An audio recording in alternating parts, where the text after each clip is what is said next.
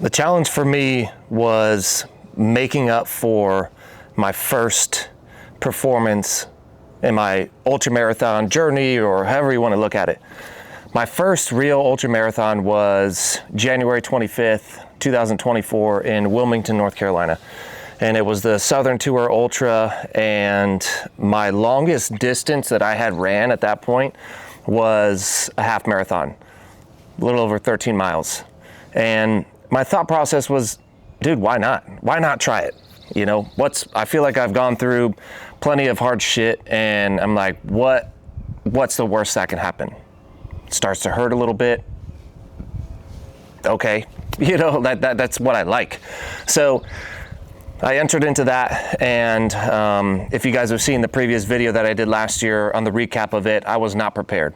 And so this year, 1 year later, January 25th, 2025, I wanted to make up for that performance for myself. And so I hired coaches, and Ben and Mark, they run Uncharted Performance over in the UK. They are awesome. They got me ready. I was training way harder than I was on my own, and I knew that when I showed up to the start line for this next one, that I was going to be ready. So we traveled to Moab, Utah. I had never been there before. I was really looking forward to it. I had been looking at pictures. I had kind of been seeing from social media previous years of the race, and I was really, really excited to get out there and run the course. So the training leading up to it was not just a bunch of zone 2 runs and just long distance runs. I was probably averaging maybe 40, 50, sometimes 60 miles a week. And it was in variations of training, meaning like it wasn't just zone 2 runs. It wasn't just sprints. It wasn't just being on the bike. It was a combination of everything. And the most important thing is that I didn't let my strength training go to waste. I didn't just fully commit to, all right, I'm getting ready for a race, so the only thing that matters is running, because that's not true. And it showed in this 50 miler. So just to compare times of what I did last year versus this year. Last year, the course was, like I said, in Wilmington, North Carolina. Elevation was not a thing to worry about. You're right by the ocean, and it was maybe 300 to 400 feet of elevation gain throughout the whole thing. There was maybe one little hill, and so the weather was, it was like 23 degrees when I started last year, and I went out there in tights, pants, a long sleeve shirt, a hoodie, a beanie, and I started cramping up at mile 16, and from mile 16 all the way until the finish line, I was cramping, and I just didn't know how to solve that issue. So fast forward a year later in Moab, this last one, it was 18 degrees when we started.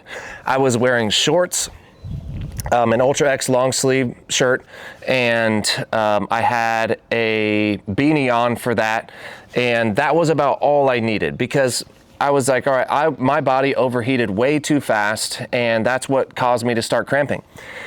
Another thing that was the reason for the cramping that I tested out and I found out was that I was sodium deficient on the previous 50 miler.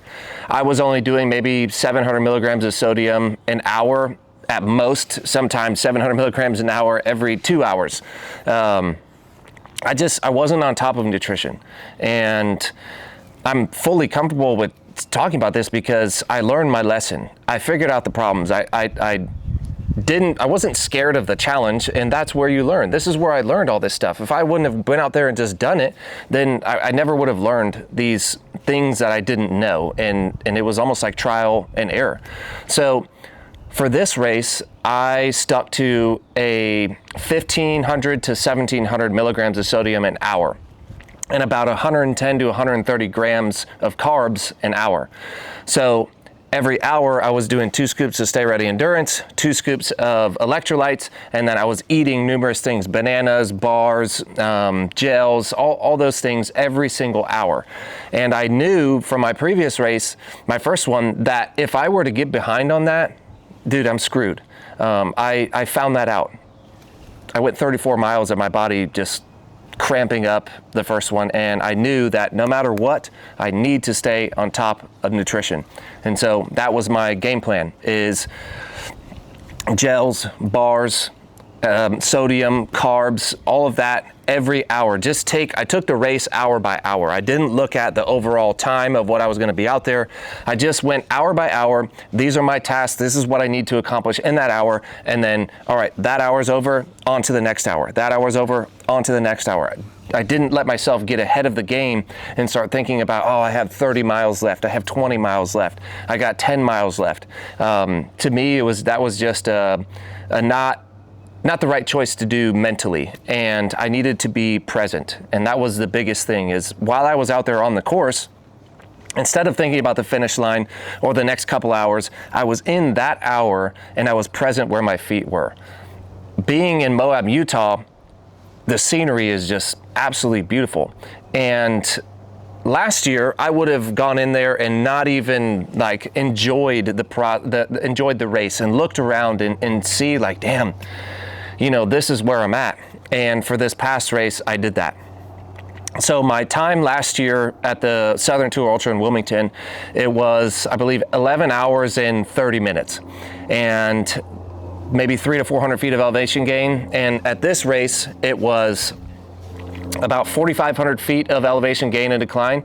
And my time was officially about 10 hours and 20 minutes.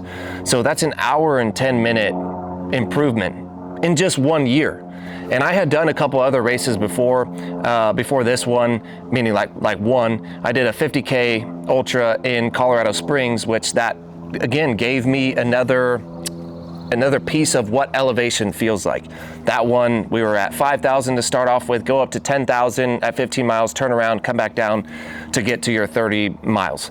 And I learned a lot on that one too. So I was taking the lessons that I learned from the 50-mile ultra where there wasn't elevation, so I'm not really getting anything lessons learned from elevation standpoint in that race. But what I did was nutrition, game planning of what should I wear and things like that. What did I do wrong to, overheat myself, not get in enough nutrition. And then when I went to that 50K, I experimented with what elevation was going to feel like. Combine those two, and that's what we used to execute this 50-miler in Moab, Utah. And to improve on that hour and 10 minutes versus the first one. So the shoes that I wore, that was like one of the biggest questions that I got from everybody. I did not change my socks this whole 50 miles. I did not change my clothes this whole 50 miles. I didn't change my shoes this whole 50 miles.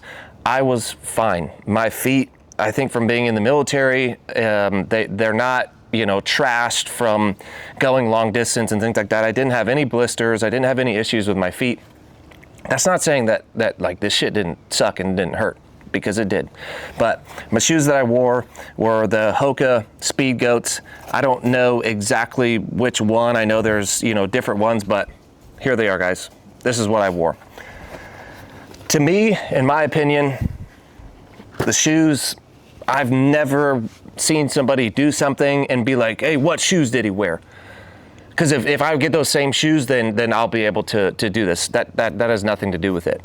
It has everything to do with how you train up, the guidance that you're getting to train, what your nutrition is like, how much time on feet are you doing, and the amount of time that I spent running in zone 2, the amount of time that I spent running in zone 3, zone 4 sometimes for sprints, and then a lot of the times I was on the bike, at least once a week for an hour and a half, and then 3 to 4 days I was strength training. So all of that stuff combined, starting off with nutrition. Why did I cramp up a year ago during that ultramarathon? I would say, and we tested it and we were right, carbs and sodium. We're not getting enough of that to fuel the body, to fuel the train that I was trying to move at a certain speed. I wasn't giving myself enough nutrition, specifically carbs and sodium, for my body to execute a 50-mile ultra without having issues. the training prior, it wasn't just ditch strength training and just run. Every single day, just run. That's what I did for the first marathon, the first ultra marathon. And in my opinion, that was not the right answer, because look at how the results were for that first ultra marathon. Now, you look at the second ultra marathon, this one, and you see the differences in training, and that, in my opinion, is the reason why this race was successful. So that is kind of a down and dirty. I'm not going to go through all the aid stations and things like that, because if you guys don't know, running 50 miles is hard. It's hard for anybody. It's hard for people that are skinny. It's hard for people that are overweight. It's hard for people that have muscle. It's hard for people that don't have muscle. It is a mental game.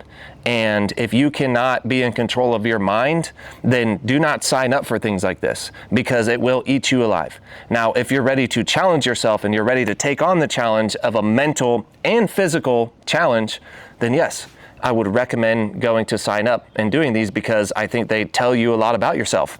I mean, you're volunteering to literally destroy your body. And that's with any athletic, any type of competition.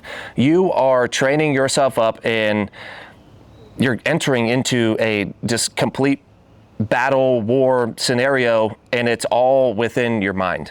And so that's why I love doing them. If you guys have any other specific questions that you guys want to know, feel free to drop them in the comments below, and I will get back to those, possibly even make another video if we get a bunch of questions. So appreciate you guys watching this video, and I'll see you guys next time.